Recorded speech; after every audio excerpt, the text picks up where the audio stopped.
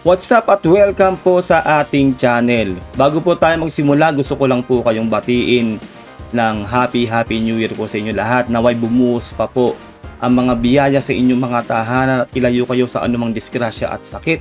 At syempre sana kung nasa man kayo ay mag-iingat po kayo. Ngayon po bilang panimula po ng ating reaction video dito po sa ating channel. Ngayon po ay gagawa natin ng reaction ang sinabi po o pahayag po ni Senator Padilla ukol po sa ugnayan ng China at ng Pilipinas. Sabi po niya, nananawagan si Senator Robin Padilla sa publiko na magkaroon ng mas mahinahong pananaw sa umiiral na tensyon sa pagitan ng Pilipinas at China, particularly sa issue sa West Philippine Sea. Para po sa konteksto, panoorin na po natin ang video to para magawa na po natin ang reaction video. Let's do this. Sana dumating ang panahon na magising na tayo na wala po tayong makukuha sa pakikipag-away. Sana po lumamig na ang ulo natin sa usapin ng paligsahan sa China. Unang-unang dialogue pa lang po niya, no? Tayo daw po ay dapat magising, no? Na wala daw tayong mapapala sa pakikipag-away sa China sa issue sa West Philippine Sea. Sino po ba ang nakikipag-away sa China? Never po tayong nakipag-away sa China. Ni hindi nga po tayo pumapalag kapag po tayo ay hinaharap sa ating sariling EEZ, sa ating sariling teritoryo, no, sa West Philippine Sea. Tayo po ay umiiwas at nakikipagpatentero po sa China. Never po tayong kahit dumipensa, hindi po dumidepensa ang Pilipinas, no? Kaya unang linyahan pa lang po nito ni Senator Padilla ay medyo alanganin na po at mukhang hindi po makatotohanan, no? Sana po magkaroon din ng puwang sa ating administrasyon na makipag-usap sa bansang China. Ayan tayo no? Ngayon sinasabi po niya na dapat daw po ang ating gobyerno ngayon sa pamumuno po ni Pangulong Bongbong Marcos ay makipag-usap daw sa China. Ilang beses na pong nakipag-usap ang Pilipinas. Alam niyo naman po yan, no?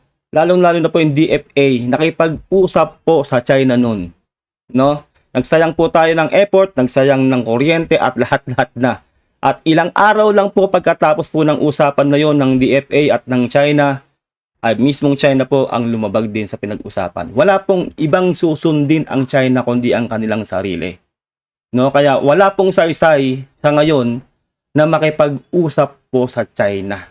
Dahil sila po ang nanggigigil at talagang gustong-gustong sakupin ang ating EEZ na inaangkin po nila na hindi po papasa kahit po sa international law. Tayo po ang legit na nagmamay-ari ng mga ating EEZ. Napanalo na po natin yan sa arbitral ruling noong 2016. Alam nyo na po yan, paulit-ulit na po yan. Pero hindi po natin alam kung bakit itong si Senator Padilla ay ganito po ang dialogue. Malamang alam po natin no, kasi po siya ay pro-China. Kahit i-deny po niya, legit po na siya po ay pro-China, no? Kaya po napakalaking kalokohan po ng sinasabi po niya na to. Hindi po tayo nakikipag-away sa China. At never tayong gumawa ng first move para kalabanin itong China. Sinong hunghang na mahinang bansa ang lalaban sa isang napakalakas na bansa? Lalong-lalo na po tayong Pilipinas. No, tandaan niyo yan. Wala pong opensang ginagawa ang Pilipinas laban sa China. Pagkat sa ngayon po ay umiigting ang matagal ko na po ito sinasabi, 2023 pa nung nagkaroon po ako ng matinding debate diyan sa hearing patungkol sa China, diyan po sa West Philippine Sea. Tayo po ay nabas diyan ng kaliwat kanan sapagkat sinasabi nila na tayo daw ay pro-China. Hindi. Totoo naman, walang pagtatanggol sa bansang Pilipinas ang namumutawi sa iyong bibig, Mr. Padilla. No, marami nga po nagsasabi na sayang ang boto dito kay Mr. Padilla. Real talk, no? Ano pa naman siya, no? Advocate pa naman siya, talaga pong idolo niya si Andres Bonifacio. Meron pa nga po siyang pelikula, 'di ba, ni Andres Bonifacio. Pero sa namumutawi sa mga kanyang bibig, laging ganito, no? Parang laging pabor sa China. At kung talaga pong siya ay nakamonitor dito sa usapan ng hidwaan ng Pilipinas at China, never po tayong nakipag-away. Buti pa nga po tayo mga civilian, di ba? Alam po natin ang nangyayari, ang tunay na nangyayari. sa between China at ng Pilipinas. Hindi po tayo ang nakipag-away. Never tayong nag-provoke sa China at never gagawin yun ng Pilipinas. Sinabi na po yan ng ating Pangulong Bongbong Marcos. Hindi po tayo lalagpas doon sa rules, no? O doon sa international law. Hindi po tayo lalabag doon. Hindi po tayo lalabag sa UNCLOS. Marami na nga pong mga mamamayan natin ang talagang nanggagalaiti. Bakit daw hindi daw tayo lumalaban? Bakit daw hindi po tayo nagwa-water cannon din sa China? Di ba po? Kasi nga po tayo po ay hindi po tayo lalagpas doon, no? Sa international law o sa UNCLOS. Hindi po natin lalabagin yon. Tayo po yung nasa tama dito. Kaya po, kasi pag ginawa po natin yung ginagawa din ng China sa atin, ay parang tulad na rin natin sila. No? Pero maling-mali talaga ang mga dialogo dito ni Mr. Padilla. Never po talaga umepensa ang Pilipinas o tayo ang gumawa ng dahilan para maghalit sa atin ng China. Hindi po tayo kailanman magiging pro-China. Tayo po ay pro-Pilipino. Talaga, ha? Ang sinasabi lang po natin na kahit naman po sa Biblia, pagka binuksan natin, sa Quran, pag binuksan natin, ang Ayun na, lumabas na yung mga Biblia, Quran na yan. na maliwanag po dyan ay yung tayo ay magkaroon ng magandang relationship sa kapitbahay natin. Eh yung kapitbahay nga natin na yan, sila yung wala sa ayos eh. Ikaw, kung literal na meron kang kapitbahay na sinisiraan ka, inaaway ka araw-araw, makikipagkasundo ka pa sa kapitbahay mo na yon. Sila yung toxic. Sila yung gustong sumakop sa atin. 'Di ba? Walang ginagawa ang Pilipinas kundi ang umiwas, no, sa ating sariling EEC kapag nandiyan na ang China. Legit po, nasasaktan na po ang ating mga mamamayan, lalo na po ang ating mga maliliit na mangingisda. Kailan lang po, 'di ba? Hinaras sila ng China at winater cannon at malubha po sila na nasaktan doon at halos magiba po ang kanilang bangka. Never po ang Pilipinas gumawa ng opensa. Paulit-ulit po nating sasabihin yan. Parang hindi po talaga po nakamonitor itong si Senator Padilla sa nangyayari sa West Philippine Sea. Di ba po? Parang yung sinasabi niyang hindi siya pro-China at siya po ay pro-Pilipino. Parang hindi po kasi makatotohanan. Parang ang dating mula sa pool hanggang ngayon ay pinagtatanggol po niya itong China. Kapag ikaw ay may dugong Pilipino, dapat hindi mamumutawi sa bibig butong ganito. At yung dialogue pa niya mismo, no, magising na raw tayo, no? Parang tayo pa yung mali. Parang sinasabi niya na ang Pilipinas ang mali dito sa nangyayari sa atin. 'Di ba? Hindi naman po pwede o hindi na po uubra tulad po nung nakarang administrasyon. Nahahalik na lang po tayo sa puwet ng China. Alam niyo naman po yung nakarang administrasyon pro-China, 'di ba? Kaya nga po lumaganap ang mga pogo noon. Nakapasok ang napakaraming Chinese sa ating bansa. 'Di ba po? Ngayon po ay talaga pong pinagtatanggal na po ang pogo dahil po nagagamit po yun para magkaroon po ng criminality, no? Na abuso ang ating mga kababayan. Trafficking, alam niyo na po lahat yan. Lahat po ng mga kabulastogan na ginagawa ng mga Chinese. Ang ating mga EEC, marami na po silang nakuha, lalo po yung malapit sa Pag-asa Island. Nagawa na po nilang military base yun na hindi po dapat mangyari. 'Di ba po? At unang-una, noon ko pa sinasabi sa inyo, kaya po nanggigigil ang China sa atin na yan, kaya po ginaganyan nila tayo dahil po sa gentleman's agreement. Naniniwala po ang China na meron ang Pilipinas at ang China ng gentleman's agreement. Sa pamumuno po yan ng ex-president nating si Digong noon. Di ba po? Kundi po dahil po doon sa gentleman's agreement, hindi po tayo gaganyanin ng China. Tandaan nyo, dapat kung ikaw ay Pilipino, hindi mamumutawi sa bibig mo yung mga gantong salita. Na parang tayo pa yung may kasalanan, no? Magising na tayo. Walang mapapala sa pakikipag-away sa China sa issue sa West Philippine Sea. Yan po ang sinasabi ng ating senador. No? Never po tayo nakipag-away dito po sa China. At hindi po tayo ang dapat magising. Ang dapat magising dito, itong China. Dapat magising sila sa katotohanan na hindi kanila ang ating EEC. Atin yan. Legit na atin yan. Lahat na lang dyan sa buong South China Sea inaangkin nila. Hindi po kanila ang ating West Philippine Sea o ang ating EEC. Kung hindi po tayo ginaganyan-ganyan ng China, ay wala pong gulo. Kaya hindi ko po talaga alam kung bakit ganito po ang mga salita ni Senator Padilla.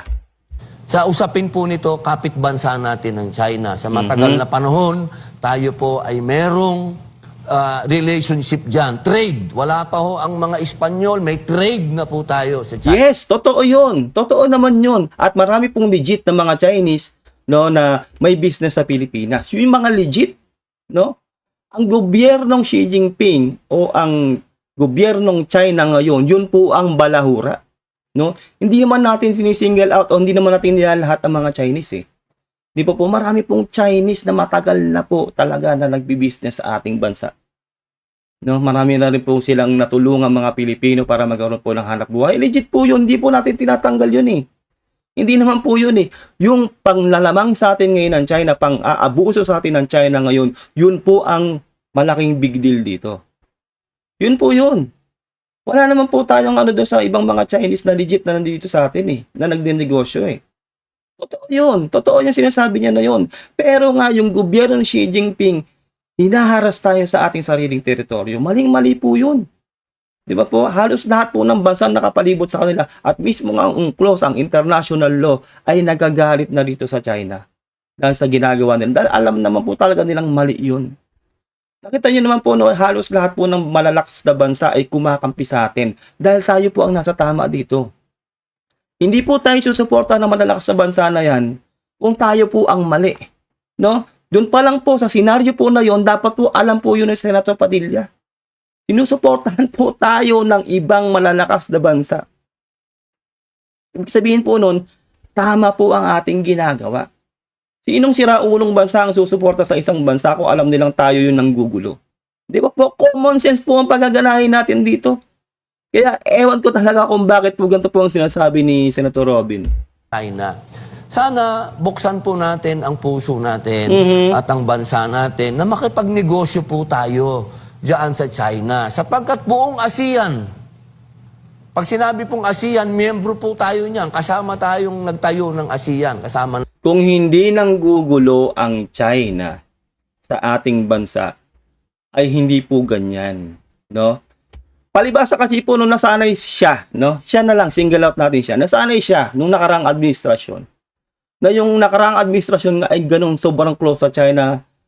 Sabi nga ni Digong noon na hindi natin kaya yung China, isang pindot lang ng missile niyan, 3 minutes lang, pasasabugin tayo niyan. O, kiss puwet. Di ba? Ganun po kasi. Hindi na po uubra yun ngayon.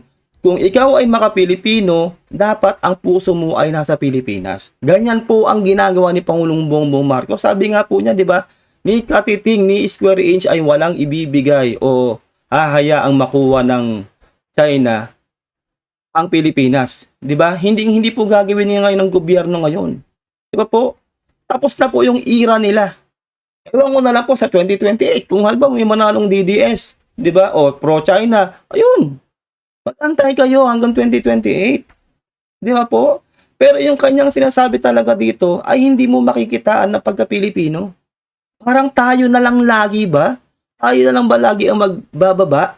Tayo na lang ba lagi ang sinasabi niyang huminahon?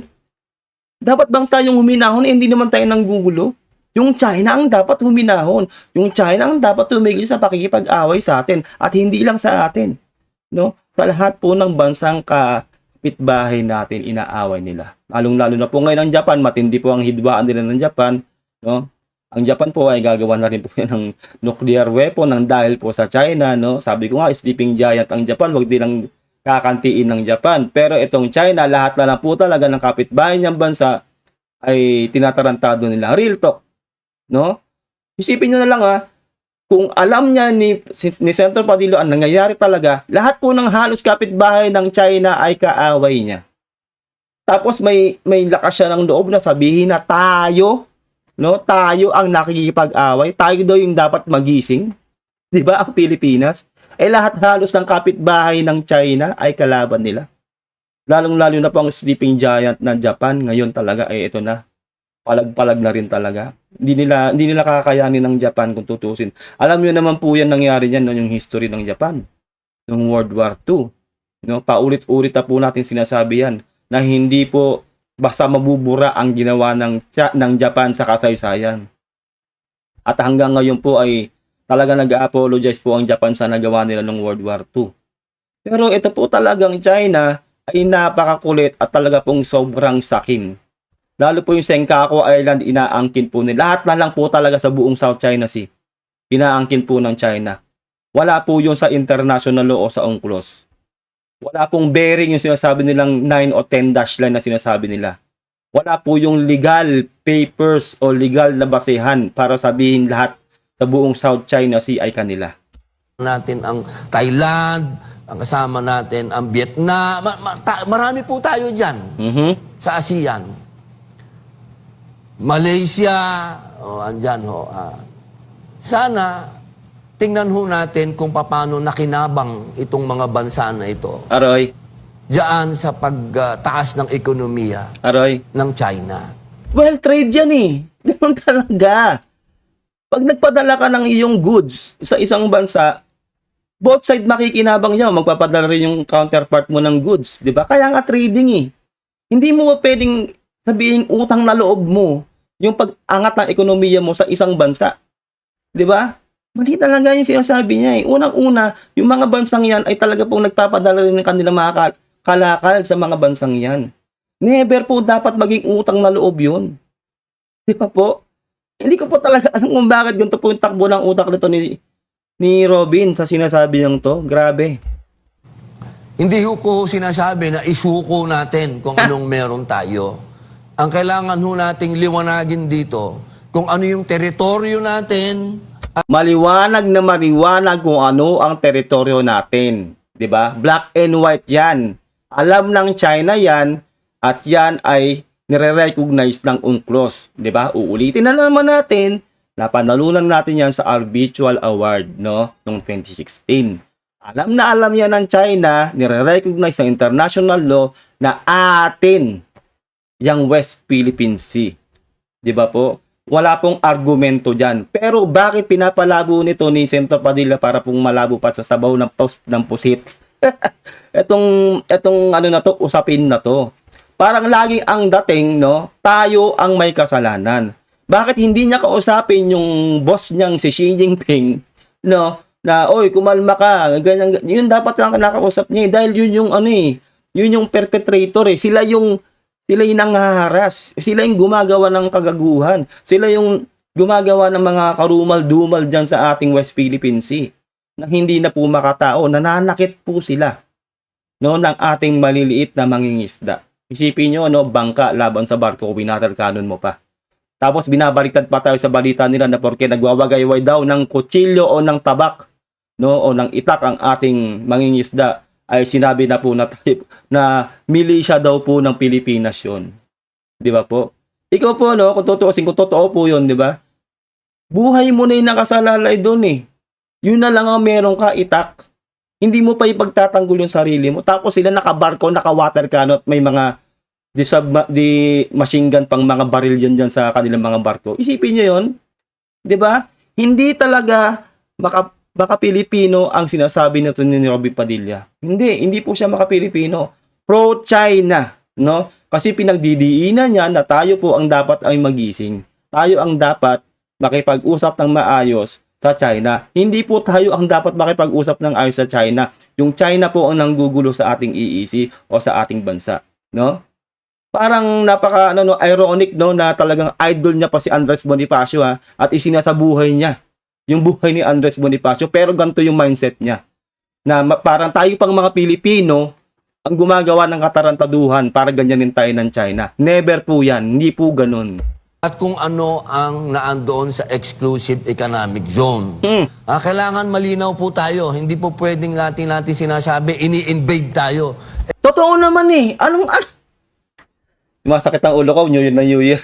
Ay nako, Mr. Padilla. Ano ba ang ginagawa ng amo mong si Xi Jinping sa atin? 'Di ba? Ano ba? Pumapasok siya sa ating EEC, binabangga-bangga ang ating mga BIPAR, ang ating Philippine Navy, ang ating mga maliliit na mangingisda. Wina-water cannon tayo, sinaktan na nga po tayo, 'di ba, nung nakaraang taon. Ay nung nakaraang 2 years, 2024, 2026 na kasi ngayon, 'di ba? O, nung 2024, meron pang naputulan ng daliri sa atin. So, mali na naman ang kanyang sinasabi dito. 'Di ba? Gumagawa ng kabalbalan ng China sa atin, sila po ay nananakit sa ating sariling teritoryo. Tapos ganito yung namumutawi sa bibig niya. Ano siya, bulag? Hindi niya ba alam yung nangyayari mula nung nakaraan hanggang ngayon? 'Di ba? Binabangga-bangga tayo. Etong kailan lang, 'di ba yung mangingisda natin, grabeng sugatan sila. Winater cannon sila ng barko ng China. Isipin nyo yun, bangka, mangingisda, winater cannon, nasaktan sila. Bakit ganito yung sinasabi niya? Parang nakatira siya sa planetang Mars at hindi sa Earth, di ba? Parang hindi siya nakatira sa Pilipinas. Parang hindi siya senador. Parang hindi siya nakamonitor sa tunay na nangyayari diyan sa ating teritoryo sa West Philippine Sea, sa ginagawa sa atin ng China. Natin sinasabi, ini-invade tayo, na wala pa naman sila sa teritoryo natin. Wala daw. Ay nako, sige na nga, i-play na natin to, naiinis na ako. Pagdating po dun sa exclusive economic zone, sana dumating ang punto, dumating ang panahon na tayo po ay magkuha na ng gas dyan at ng langis. Sana dumating ang punto. Yun nga ang punto dyan. Hindi tayo gaganyanin ng China. Ilang beses ko na pong sinabi to, no? Hindi tayo gaganyanin ng China, hindi tayo basta papasukin sa ating EEZ at hindi tayo gustong kunin ng China yung ating teritoryo na yan, kundi dahil dyan sa deuterium, sa langis at gas. Ganit si Xi Jinping. Real talk. Kung wala siyang makukuha dyan, ay hindi nila kukunin yan o hindi tayo harasin yan sa ating sariling EEZ. Di ba po? Alam naman po natin na bilyong dolyar ang makukuwang deuterium dyan, gas at langis. No? Kaya dapat ang makinabang talaga dyan ay ang Pilipinas at hindi itong mapanakop na China. Real talk po yan. No?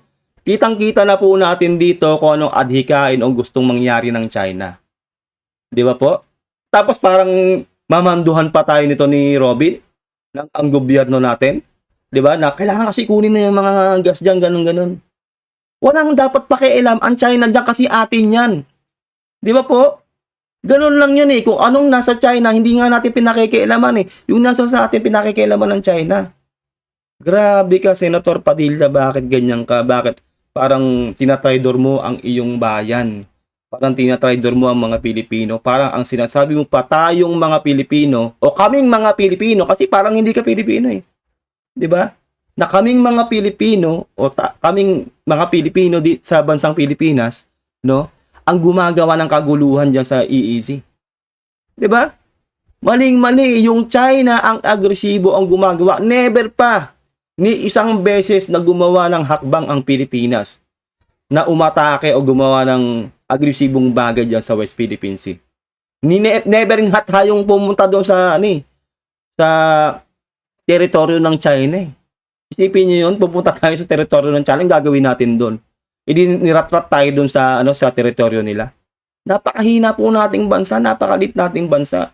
Pagpasok nila sa ating teritoryo, hinaharas nga tayo, hindi nga tayo lumalaban, hindi nga tayo nagwa-water cannon, di ba? Grabe ka, Robin. Sana dumating ang punto na tayo'y makinabang na dyan. Sana dumating ang punto na ang Pilipino malaya nang nakakagalaw-galaw dyan sa West Philippine Sea. Lalang makakagalaw ang mga Pilipino sa West Philippine Sea kung hindi nang gugulo yung amo mo, si Xi Jinping. Real talk. Di ba? Ay nako talaga. Para sa akin po, nasayang po talaga ang boto dito kay Padilla. Di ba po? Talaga po nakapanggigigil yung kanyang statement, no? At alam ko po talagang sobrang nabash po siya dito. Kung mababasa po natin ang mga komento dito sa kanyang mga sinabi na to, talaga pong, ay nako, sayang boto, ganun-ganun sinasabi sa kanya, dapat doon na siya tumingin sa China, yung po sinasabi ng mga tao. Di ba po? Isipin nyo, no, parang, ang lumalabas po rito, ginigisa tayo sa sariling mantika natin, na which is hindi naman po tayong gumagawa ng kaguluhan dyan sa ating EEZ. Ang China po yun. Real talk. Pero ang sinasabi to ni Robin, parang tayo pa yung, nagsisimula ng gulo dyan. Tayo pa yung talaga pang nagiging dahilan kung bakit ginaganyan tayo ng China. Yung gentleman's agreement, yung dati mong amo si Digong ang may kasalanan. Kung bakit tayo ginaganyan ng China sa ating teritoryo. 'Di ba? Huwag mong pangaralan ang mga Pilipino, huwag mong sabihin na magising na tayo o tayong mga Pilipino sa nangyayari dyan sa West Philippine Sea dahil hindi po tayo ang dapat magising dyan. Ang dapat dyan, lumayas dyan ang China sa ating EEZ. Yun ang dapat gawin nila. Pakialaman nila yung sarili nilang EEZ, dun sila dapat, manggulo sa kanilang sariling bansa at hindi po sa ating EEZ. Atin po yan. Pilipino ang dapat makinabang dyan. Dapat nga ang mga mangingisda natin, malalim nakapangingisda dyan. Pero anong ginagawa ng China? Nahihirapan ng ating mga mangingisda. Yan na nga lang po ang hanap buhay nila eh. Di ba po? Sinasaktan pa sila, winawater cannon sila. Nasaan yung sense ng iyong sinasabi dito, Mr. Padilla? Na hindi na sila binobomba ng tubig dahil nagninegosyo na tayo dyan. Sana dumating ang panahon na magising na tayo. Tayo talaga, no? Tayo daw talaga yung dapat magising. Di ba? Kayo na po, no? Kung DDS ka, syempre, hindi ka maniniwala dito. Hindi ka maniniwala sa sinasabi ko at paniniwala mo itong si Robin Padilla. Oo, dapat ganun. Tama yan sinasabi ni Padilla. Ganun. Eh, wala na eh. Sarado na yung utak niya eh. Pero kung ikaw ay Pilipino, nananalaytay sa dugong Pilipino, dapat pro-Philippines ka. Dapat hindi ka naniniwala o nakikinig sa mga ganitong mga dialogo ng ating panamang botihing senador o talagang naiboto, nailuklok sa ating gobyerno, no? Na si Mr. Padilla, isipin nyo yan. Di ba po, senador, may posisyon sa gobyerno. Tapos ganito po magsalita sa ating mga normal o mga ordinaryong Pilipino. Di ba? Ganito po ang sinasabi niya, dapat tayo daw ang magising. Literal na tayo po dapat. Kumbaga sinasabi niya po, dapat tayo po ang tumino. Di ba? Dapat tayo po ang makisama.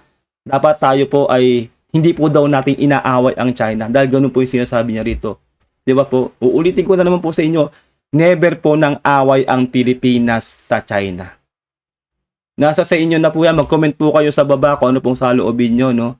Kung sumasang-ayon po ba kayo sa sinasabi nito ni Mr. Padilla. Dahil ako po, bilang Pilipino na nananalaytay sa dugo nating lahat ay Pilipino, dapat pro-Philippines tayo. At hindi tayo kumakatig sa sinasabi ng China. At hindi po tayo a-agree sa sinasabi ng mga pro-China, lalo na po sa mga nailuklok po natin sa ating gobyerno. Na wala po tayong makukuha sa pakikipag-away. Hindi po tayo magiging progreso. Isipin nyo, no? Sinasabi no? Wala raw tayo makikita ang makukuha sa pakikipag-away. Tapos ito po yung background, no? Makikita nyo, no? Ito po yun. Di ba po? Hinuyog tayo ng China dito sa malapit po yan sa BRP Sierra Madre, di ba? Binutas ang ating rubber boat, yung mga mechanical ano niya ng ano natin, mga GPS diyan, winasak nila. Ayan, winawagaywayan tayo ng mga itak nila at meron pong mga nasaktan at naputulan ng daliri. Di ba po? So, tayo ba ang nanggugulo? Di ba po? Sarili nating iisi yan, ha? Tayo ba yung nanggugulo? Tayo ba ang dapat magising, Mr. Padilla? Ang ironic nito, no? Isipin nyo, no? Pinakita pa itong video na to. Yung China po yung nanggulo dyan. Di ba? Never po ang Pilipinas. Di ba po? Hindi nga po dumepensa ang mga ano natin dito, yung mga Navy natin dito sa mga PCG natin eh. May naputulan nga ng daliri, di ba? Ay nako, Mr. Padilla, nakakapanggigil ka. Hindi tayo uunlad hanggat tayo po ay nakikipagbalitaktakan dyan sa China na yung kasama natin sa ASEAN nakikipagnegosyo. Hindi tayo uunlad kung meron katulad yung mga pro-China dyan sa ating gobyerno. Yun lang yun. Dapat kung Pilipino ka, ipinagtatanggol mo ang sarili mong bansa. Nakakahiya naman ka Andres Bonifacio na idol mo, Mr. Padilla. Di ba? Isipin nyo, no? Napaka-ironic talaga eh. Di ba? May pelikula pa siya ni Andres Bonifacio, di ba? Talagang Gina G siya ron eh. Dapat lang to yung mamumutawi sa kanyang bibig. No? Na tayo pa rin ang gugulo, na dapat tayo daw yung magising, na tayo dapat yung nakikisama sa China. Maling-mali po yun. Never tayong nanggulo, never tayong umatake, never tayong gumawa ng anumang kabalbalan dyan sa China. Sila yung pumapasok sa ating iisi at hindi tayo ang nanggugulo. Kailangan sumabay po tayo sa alon.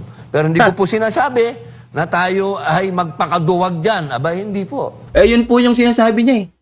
Di ba? Parang ganun eh. Parang kasi nasanay siya nung nakaraang administrasyon, di ba? O, kiss up puwet, sige. Kung anong sabihin ni Xi Jinping, sundin lang natin. O, sige, ganito, ganyan. O, di ba? Eh, hindi na nga po yan uubra sa ating gobyerno ngayon, lalo sa pamumuno ni Pangulong Bongbong Marcos. Di ba po? Kaya nga po ngayon, nagpapalakas po ang Pilipinas. Ngayon po yung leader natin, mararamdaman natin pagiging Pilipino, dumidepensa tayo sa larangan ng diplomasya. Di ba? Magpapalakas ng ating depensa, mag-iipon tayo ng mga gamit natin para lumakas ang ating bansa. At never tayo nahahalik sa puwet ng China. Ganun. Hindi tayo lalaktaw doon sa international law. 'Di ba? Hindi tayo lalagpas doon. Lalo sa UNCLOS. Hindi natin lalabagin yung international law. 'Di ba po? Wala pa nga tayong ginagawa, no? Yung Pilipinas na talaga pong nag-counter tayo sa China. Ganito na yung sinasabi ni Senator Padilla. Paano pa pala kung talagang nakikipagsabay na tayo sa China, winawater cannon na rin natin sila? Baka lalong naggitngit to. Baka sabihin nito ni Mr. Padilla, naku, ba't ginaganyan yung amo ko si Xi Jinping? Di ba? Dapat kung talagang gusto niya yung China, doon na siya tumira sa China.